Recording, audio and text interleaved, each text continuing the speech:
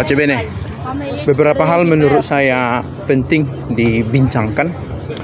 Yang pertama, dari mana datangnya perdebatan antar agama ini? Dari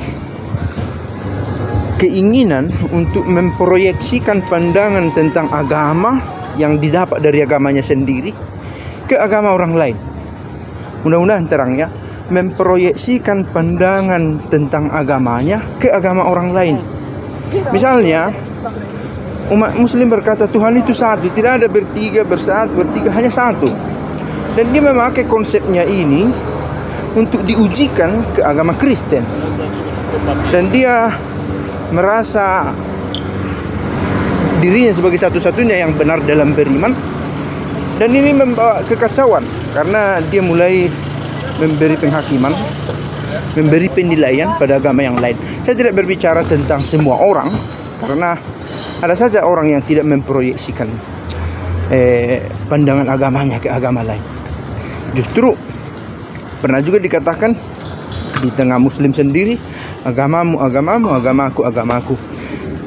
Saya tidak tahu konteks dari pernyataan ini. Kalau ada yang paham bisa bagikan. Tetapi saya duga ini mau menyatakan bahwa memproyeksikan pandangan agama sendiri ke agama orang lain bisa menimbulkan kekacauan. Saya menyatakan ini dalam bentuk kalimat informatif, bukan imperatif. Saya tidak katakan jangan proyeksikan agamamu, pandangan agamamu terhadap agama lain. Karena kalau saya katakan itu bisa saja saya menyalahi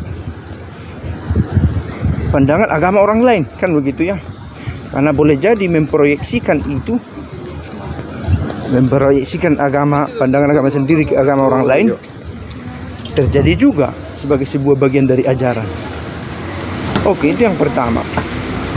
Yang kedua, sangat penting berkaitan dengan pernyataan itu, memproyeksikan pandangan agama sendiri ke agama orang lain, melihat konteks. Apa artinya konteks? Memahami agama yang dia hidupi, supaya tidak dengan gampang menunjuk wajah orang lain, tetapi wajah sendiri tidak diperhatikan. Misalnya dari sudut pandang sejarah misalnya, bisa kita katakan Islam itu bukan sesuatu agama yang benar-benar baru ajarannya. Adalah akumulasi dari berbagai pemikiran tentang Tuhan pada waktu itu. Katakanlah misalnya ada pengaruh kekristenan. Pernah saya katakan ada Aryan, boleh jadi juga monofisit, dan diduga justru lebih kuat yang aliran Kristen monofisit yang memengaruhi ajaran dari Islam ini tentang Tuhan, tentang Allah. Karena pada waktu itu sejak abad keempat, ekstrim antara Allah yang satu dengan terpisahnya natur Allah itu nampak dengan jelas dengan hadirnya Nestorianisme dan monofisitisme. Nah, gereja berusaha mencari titik tengah untuk pemahaman ini dengan hadirnya konsili Chalcedonian. Ada juga dokumen dari kaisar waktu itu namanya dokumen Enotikon. Meski tak selalu sejalan kedua hal ini, ada juga tulisan dari seorang bapak gereja dengan judul Theophoron, dan ya, yang membahas bahwa tubuh adalah pembawa Allah. Nah, ini semua adalah usaha memediasi ekstrim yang muncul. Ekstrim bahwa Allah itu hanya satu, melulu satu, tidak usah dibagi naturnya, dibagi kodratnya, pribadinya. Saya kurang ingat terminologi bahasa Indonesia yang tepat untuk itu. Nah, tidak juga bisa dikatakan terpisah kemanusiaan dan keallahan dari Yesus itu.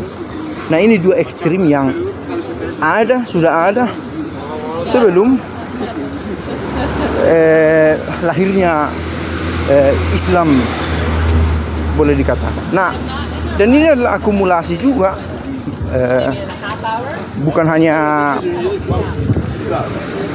soal ajaran tentang iman Abrahamaik, tetapi juga budaya setempat berpengaruh dalam pembentukan konsep agama dalam Islam ini. Nah, oke.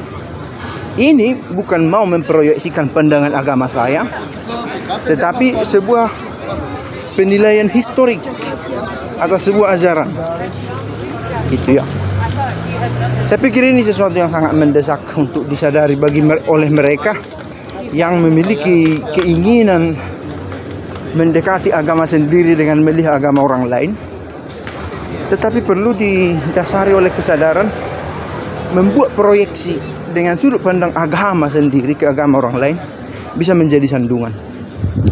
Begitu.